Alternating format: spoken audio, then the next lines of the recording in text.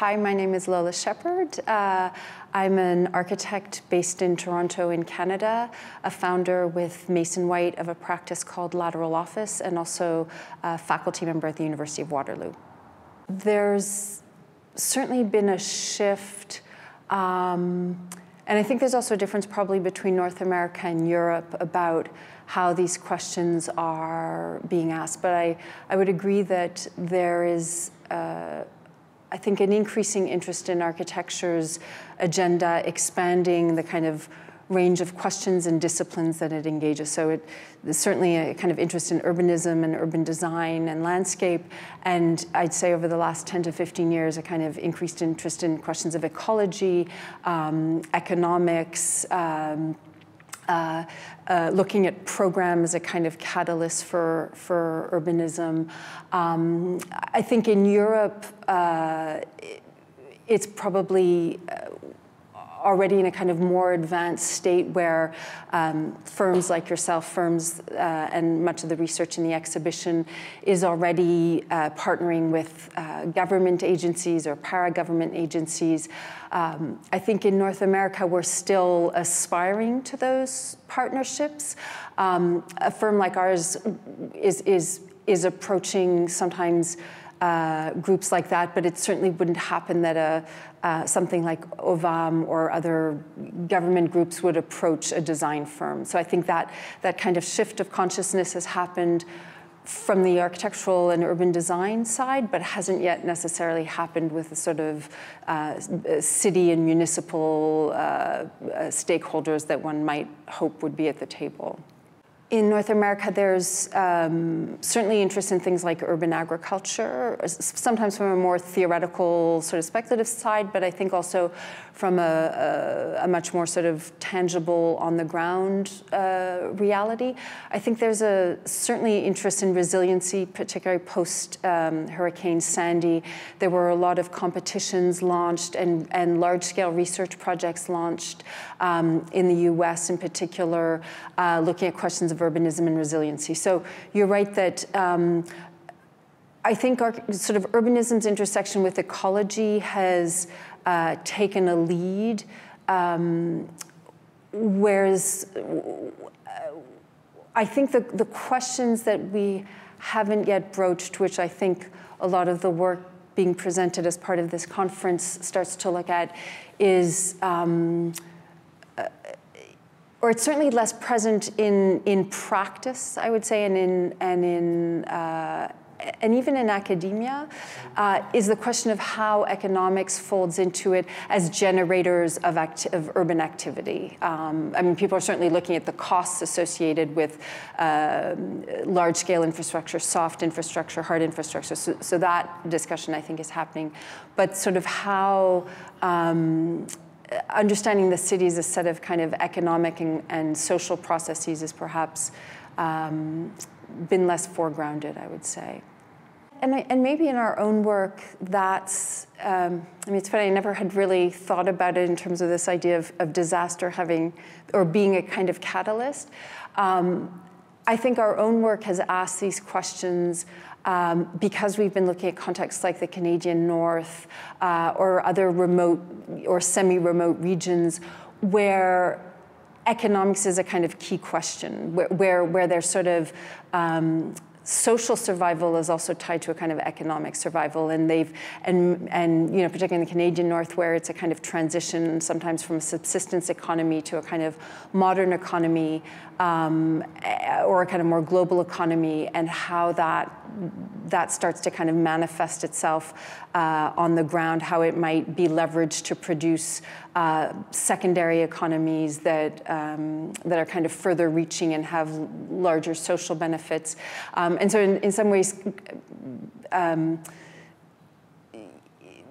although they're not in a context of emergency in the kind of sense of sort of, you know, climatic disasters, they're sort of posing these kind of fundamental questions that in cities that have their own economic engines, you know, one can set aside, or we think we can set aside for a while because, you know, there's service industries and various other tertiary economies that are keeping the thing running, I guess. At least maybe from our perspective. I mean, I think there have been interesting, again, probably more within the speculative realm, but some interesting projects looking at things like what the new technology industries are producing, you know, the huge server farms being required by, you know, companies like Google and Yahoo, and they often set themselves up in sort of seemingly strange, remote, you know, fields because there's cheap energy or inexpensive land. So there are a lot of these sort of interesting questions are not that our cities are without interesting questions. There's, you know, lots of interesting urban problems confronting cities like Toronto or New York or Chicago, but there may be more familiar questions. And I think some of these kind of new questions are not necessarily emerging from our cities, that they're the sort of new typologies that are new building types, new infrastructural types are not always happening in the cities, and which I think is a kind of interesting phenomena.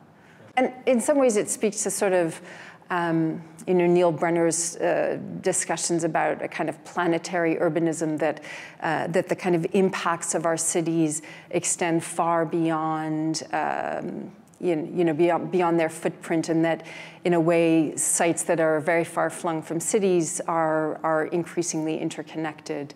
I mean, I think there's still a kind of set of realities tied to cities and their kind of immediate hinterland that is easier to kind of grasp as a designer than the kind of more abstract issues of, I think as designers, there's a different set of scales that one has to look at. I think to look at things in terms of planetary terms becomes somewhat challenging, but I think one can look at a kind of site of consumption, a site of production, a site of, let's say, even manufacturing, and how those are linked through infrastructures, through economic flows, through waste flows. And they're still at a scale that as a designer one feels one might have a kind of agency to kind of act upon and even to grasp. So I think Neil Brenner's sort of discussions have been interesting, but I think also, in a way, have blown open the question to such a large scale that I think it actually poses some serious challenges as designers. I think that to kind of reframe those questions at a slightly more regional or territorial scale, at least in our own work, has proved helpful in terms of being able to kind of figure out what to analyze and to kind of be able to manage the scales at which one looks at things. In our own sort of work and thinking, and even on the more research side of things, what we've probably always been interested in is how environmental performance or infrastructural performance starts to pair with the public realm, and how the two can start to act in synergetic ways. And I think that's in a way, the sort of early pamphlet called Coupling was really looking, all the projects there were looking at how whether it was energy infrastructures or waste infrastructures, could start to produce new public realms that and sort of work with each other. And I think in the context of our work in the North, part of what we've started to talk about a lot, but I think in some ways is applicable to many contexts, is notions of spatial practice. And so we came to that term because we realized we weren't just looking at architecture, we were looking at mobility, we were looking at resources, we were looking at monitoring as things that were shaping the physical, the built, transformed physical environment of the North. And also looking at sometimes ephemeral spatial practices that left no permanent imprint. So, you know, trails that might be seasonal, or hunting practices that, of course, happen out on the land, but then are, you know, celebrated in the city as a kind of collective feast. And so, this idea I think that one can't decouple the social and the cultural from the sort of environmental and ecological, I think is important, because I think the one risk in understanding urban metabolism as a set of flows that can be computed the risk is that it can slide into a kind of technocratic understanding, right? That suddenly, if we can compute it and we can make the numbers work, it becomes a kind of spreadsheet, and we can somehow validate or denigrate a kind of response, or a solution, I should say. And I think that, we all sort of recognize that in the end it's more complex, and there's sometimes intangibles, and that especially things like social or cultural benefits are very hard to measure. And so they often aren't factored into the kind of diagrams or maps that we make, because even how we draw those things and represent them spatially is a challenge. And that's part of what our research in the North sort of grappled with, was how do you even map these things when they're intangible? If it doesn't leave a literal line on the ground or a wall, how do you document? How do you document temporal things and things that change, whether over the course of a year or a season or multiple decades? And I guess part of our interest has been that if you can document the things, you can somehow understand them as spatial things, and then they are at least potential tools or a part of the arsenal of things you can consider. Until you can somehow draw them or visualize them, it's hard to figure out how to kind of fold them into design thinking. The question of looking at things at multiple scales, so that I think it's easy when one is talking about urban metabolism to sort of look at the city as a kind of very zoomed out thing, or even to look at the site, even as one zooms in, as a kind of aerial thing, or as a set of sort of land use functions. And I think part of what's interesting in some of the work in the exhibition that's part of this conference is kind of looking at multiple scales, and looking also at what practices already exist that one can leverage, right? I think part of our feeling has always been the less one has to invent as an architect, and the more you're sort of bringing together pieces, whether it's programs, technologies, or building types that already exist, and simply imagining new relationships that inevitably then will produce new building types or landscape types or whatever it might be, the sort of more credibility in a way one has as a designer. Because I think then one's role as a designer is, on the one hand, to kind of identify these opportunities, and then to give them a new form. But one isn't inventing the economic program. One isn't, one can say these things exist, but no one has considered sort of bringing them together in this particular combination, or can we displace a function that's happening remotely and bring it to a given site and have it programmatically intersect with something else that's happening. So I think the idea of working at multiple scales seems important, and I think the sort of privileging of even the photographic documentation that was being discussed in the exhibition is important, that things have a kind of also material and tangible reality that the diagram tends to abstract. So I think those are become important, the kind of, on the one hand, the sort of more diagrammatic analysis, and then on the other hand, the kind of tangible spatial realities or social realities, or the sort of practice on the ground in a way. There are so many kind of layers of activities, of economies, some of which are evident, but some of which one does have to kind of uncover. It does require a kind of somewhat messy detective work of trying to kind of track down in a way the processes, their spatial manifestations. In a way, design starts to have an agency where one realizes that there are certain synergies between things. So, you realize, waste is already produced in one site, could we not, you know, concentrate it where something else is happening? So I think there's also I think one of the challenges has always been the transition from research to design. So on the one hand, research is a sort of documentation, and I think the detective work is in our mind, the detective work is partly the documentation, but more importantly, the sort of moment that starts to give you a kind of brief for what to do. It starts to tell you, here are these sort of clues, here are these things that are happening.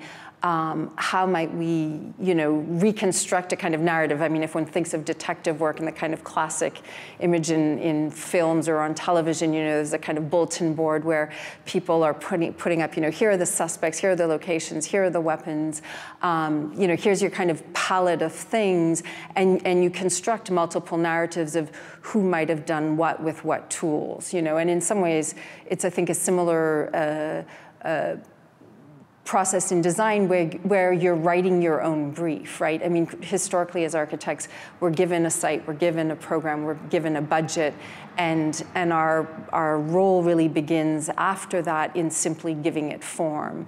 And I think part of what, you know, the work of many of the architects in the exhibition is trying to do, and I think is certainly our interest, is in saying, can we come in earlier in the process, and can we be well, if you come in really early, you're doing the research, and certainly you're then starting to create these kind of possible narratives, and then design becomes the tool for testing them. And I think this is one of the key things in this kind of work, is that design is not seen as an answer, but in a way as a kind of question back to the research, right? So that a design is a speculation. Could it be this? What if? And that often when, you know, part of an answer may emerge in the design solution, but other questions emerge of what isn't resolved or what other things would need to be considered. And I think especially in speculative work, people sort of, you know, look at the design solution and sort of assume that's your answer, and that it's somehow finite. And I think, you know, in true design research, you know, we use the term design research a lot, and I think sometimes it's used a bit loosely, but taken literally and kind of authentically, any design project would then require, you know, a whole other set of research at whatever scales that would kind of feed back a new or a modified design response. One of the challenges to this kind of more circular or feedback system of design is the question of, you know, how does one fund it, right? Because it requires a kind of patience and willing to invest in the kind of messiness of design iteration. And so it would almost probably require a kind of slightly alternative contract type or way of thinking about how one hires designers, and how one imagines the kind of outcomes of a design project. So, well, I think the Salton Sea project, which, as you say, was self-generated, and I think it was the first time we did that. We started, like most firms, doing competitions. And I think the Salton Sea was the first time we thought there was an opportunity to do some research on water infrastructure, and it really began as a kind of unwieldy, messy process of sort of literally scouring the globe, like, where are there water issues? Not that there's any shortage of them, and somehow falling upon the kind of massive infrastructures of the American Southwest, and then, you know, through ongoing research, discovering the site of the Salton, which has gone through these multiple transformations, all, you know, due to human interventions, some intended, some unintended. And I think it opened up a range of questions.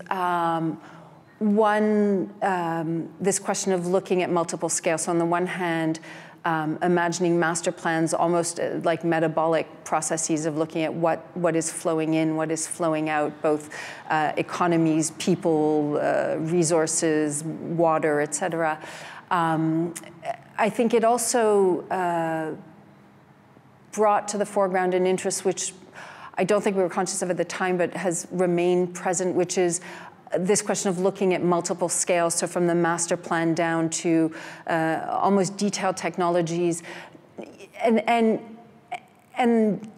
in the case of something like the Sultan, are trying to figure out how could one of these float. The project was a set of floating ponds that could act as sort of ecological remediators, habitats, and production pools. And the idea was less to sort of solve it technologically, but to ensure that design went beyond simply a kind of diagram, so that one started to sort of test a design idea that might have a logic at a very large scale and start to say, well, what does it mean as it hits the ground? What scale does this thing work at?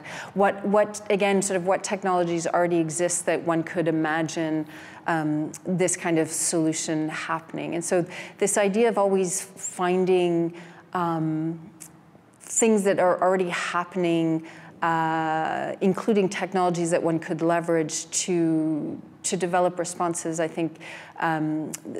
So this working across very radical scales, I think, became important to us.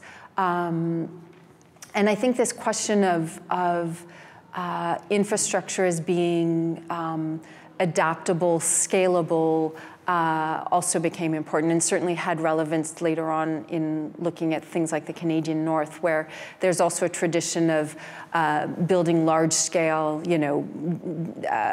deep sea ports, or everything is sort of, and it's partly because the climatic constraints are so great, but starting to ask, could one couple infrastructure with other uses such that it takes on greater publicness, deals with seasonality, deals with sort of unpredictable fluctuations, I think became a kind of an ongoing interest that started with that project. I think one of the lessons for us that we learned when we started doing our work in the North is that this kind of work also takes time, and it takes a kind of investment in place and in local stakeholders to build knowledge, to understand the kind of full complexity of agencies working, logistical constraints, infrastructural constraints. And so our work in the North, which has now been ongoing, I guess, for 7-8 years, is starting to have more traction, and people are coming to us now, even though it also began as entirely speculative work. So it was a sort of, we got interested in the questions that the North posed, again, in terms of infrastructure, connectivity, when you have these highly dispersed communities. And we kept pursuing it, and we're slowly now reaching a point where people kind of know that this is our sort of set of interests and expertise and come to us. But it took that time and the kind of outreach that one has in going back to a place multiple times, and getting to understand even the politics of a place, and that government in one place or municipalities work very differently than in another place. That's, I think, also part of a kind of background of a project that one doesn't talk about, and yet fundamentally shapes how projects are commissioned, how questions are even framed by a client, or even if it's an architect generating the questions, how you present it back to potential stakeholders. I think architects need to figure out how to speak to different stakeholders. So, a community group may have one set of priorities. A city government may have a different set of priorities. A territorial government will have another set of priorities. And figuring out how one presents a kind of complex narrative and what gets prioritized, you know, in the different moments that one is presenting the project, I think is, and I think that's a skill that architects actually have, that we, I say architects again, I mean, it's really designers in the broadest sense. I think landscape architects, urban designers, planners are so often dealing with multiple complexities that where we slowly become aware of, you know, how to present that. But I think every project has multiple narratives, and one can present the same project in multiple ways and have multiple understandings of it. And it's not a question of spin. I think it's really sort of, and particularly if you're working, you know, in a kind of bottom-up process, or in a not, you know, in a project that doesn't have a kind of conventional commissioning process. Or even just a highly complex project, you know, where you have multiple interests. This question of how to kind of clearly convey the priorities of the project and the potential outcomes and benefits, I think, is a kind of crucial question. One thing that we've done in our own work, which I don't know, I don't think works in all contexts, but often we've actually done the first phase, the sort of initial phases of our project internally. So there's, as versus immediately going out to a whole range of experts. And I think we've done that for a few reasons. One is that I think one can get flooded with information, and one can get flooded with a whole list of things one can't do, right? I mean, so if you ask an ecologist, you know, about a given site, they may immediately tell you, well, you can't do this and you can't do that, and you have to think about this and you have to think about that, or, you know, if it's a waste expert or whatever it might be.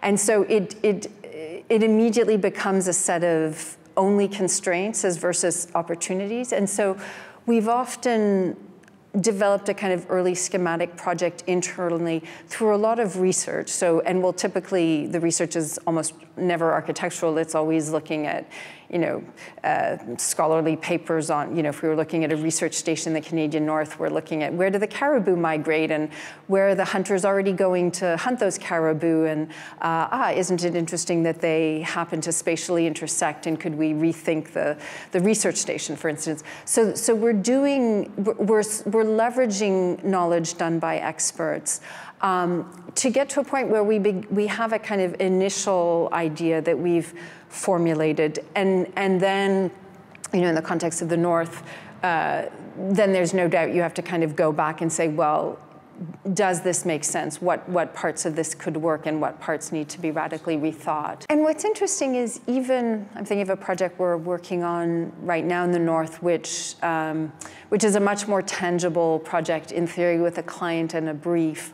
But what becomes clear is that even in that context, often the client doesn't actually fully know what they want or what are the opportunities. And so I think this is, regardless of the sort of scale at which one is working or the complexity of the questions, I think part of what we've undervalued as designers is our ability to sort of figure out and look for these possible opportunities, whether you're thinking at the scale of an entire city, a more local site, or a building.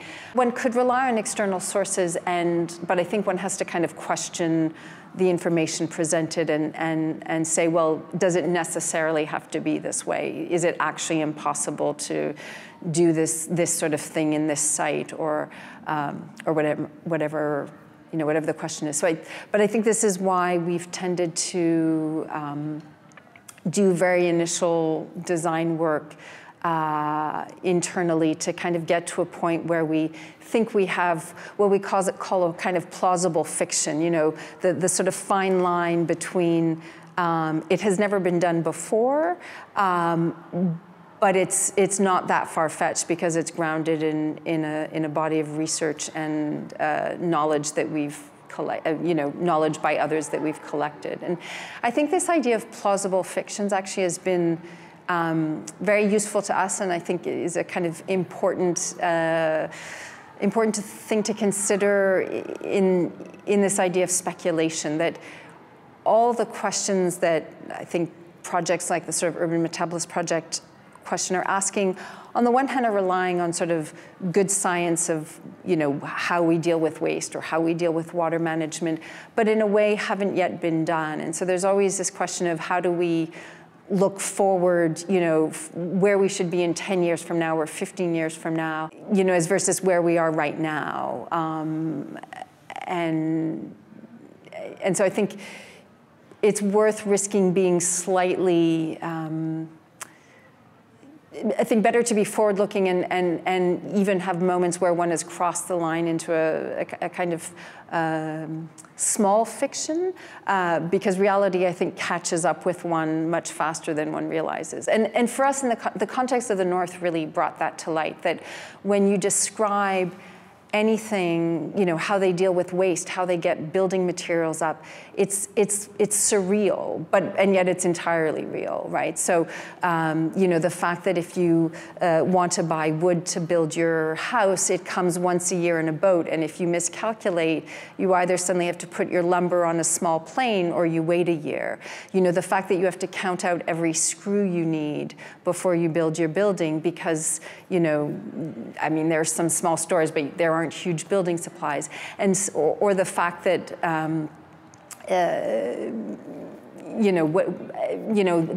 that roads open and close based on when ice forms and when it doesn't. So these things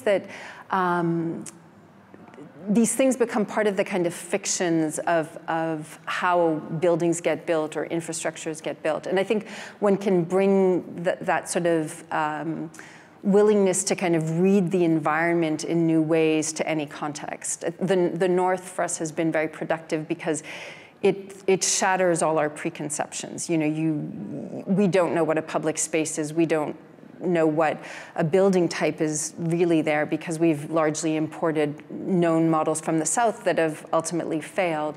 And so that sort of slightly surreal context forced a kind of radical form of research, and I think that kind of open-mindedness, you know, serves designers well in any context. You know, we think we know how our cities work. We think we know how our public spaces work. We think we know how transit works, and yet we know they're also not performing in the way they should. They have, some of them are going to start to fail because of technologies, because infrastructure has a time life. And so there's a kind of opportunity to reread our physical environments and project forward. And I think that's part of our role as designers. I mean, I think I somehow feel like Europe's maybe ahead of North America, but I'm maybe not entirely correct on, maybe the grass is always greener. But I think there are already all sorts of kind of innovative projects happening that are rethinking infrastructure, that are looking at sustainable infrastructure, that are you know, the fact that we sort of consider ecology in much more robust ways now, that as we're sort of building new parts of the urban fabric, that we rethink sort of water infrastructure. So in some ways, I think there's already probably tangible things to show for it. I think the fact that the discussion is even happening, the fact that a waste management agency hires architects, is to me actually quite extraordinary. I mean, it speaks to a fundamental shift. And that, I think that alone is a kind of is a kind of tangible achievement. You know, in our context, the fact that groups would come to a firm that has remained, a lot of the work has been speculative, and is sort of saying, we recognize we need to think differently, and would you help us kind of look at the potentials of a project, is again, in an environment like the Canadian North, which is fairly conservative and unwilling to take risks, partly because the costs of construction are so huge and the budgets are so tiny that there's no margin for risk-taking. The fact that discussion is even happening, I think, speaks to a kind of advocacy that we've done, and I think similarly a kind of advocacy that things like this conference and exhibition do. And I think that's part of the architect's role in this context, is to be a kind of advocate, to even table the discussion and to invite the right people to the table. Because I think what's key in this kind of work is that it can't be architects speaking only to other architects. Otherwise, by definition, it's a kind of project that wants city stakeholders and municipal, paramunicipal government agencies there. And so if they're not at the table to hear the discussion and to contribute their position on it, it becomes a very kind of internalized theoretical endeavor. So I think it's starting to happen. I mean, I also think by nature these projects, because they're trying to deal with such complexity, are going to be slower. It's much easier to have a building, even if it's a waste management building, on a given site and simply do it. But once you're dealing with several municipalities and boundaries and agencies, it's almost at the scale of urban planning, even if it's, even though you might be dealing with smaller sites in some cases. So I think it's a kind of project that requires a certain amount of patience. In the context of Belgium, the fact that there is, a city architect, a regional architect, is also remarkable. I think it's fairly unique, certainly in my experience in North America. But also I think it's an important role because it's a person that can link between architects and politicians. And I think there are two kind of key partners probably that architects need to speak to. On the one hand, clients and entrepreneurs, particularly in the context of something like the exhibition happening, the city needs good industry, which I think is absolutely sort of on target in terms of a set of priorities that cities, in the kind of West need to address. And it also needs sort of government buy-in, whatever that government level is. Whether it's incentives, whether it's in zoning, rethinking how we zone sites to kind of facilitate these things. I mean, there are so many hurdles to getting these kinds of projects in place. And if the architect has to spend, or again, the planner or the designer, spends all their energy sort of just getting through the red tape, it's not the kind of most efficient use, I think, of time and energy. And so if one can get people on the legislative side, on the kind of economic incentive side, having buy-in, suddenly I think that the sort of speed at which these things can happen, accelerates algorithmically. The fact that there's an exhibition in a storefront on the main street, I think is also significant. It's very different than having it in a museum. It's very different than having it in a school of architecture. The idea that architecture is part of the kind, and design and city planning is part of the collective discussion. Again, in North America, that is barely happening, and so I think it's far more common, in Holland and Belgium and France, but it's in many cities that is only starting to happen, and it's happening in some ways through a kind of sense of crisis. Going back to our initial comments, Toronto, I think, for instance, where I'm from, now has a city planner that is very vocal, but it's also because the city is just exploding, and there's a recognition that finally we have no choice but to address things like transit infrastructure and mixed use. And it's the kind of sense that at some point we will face a true crisis if we don't address it. And so it takes a kind of, sometimes it takes a kind of catalytic condition to generate these discussions.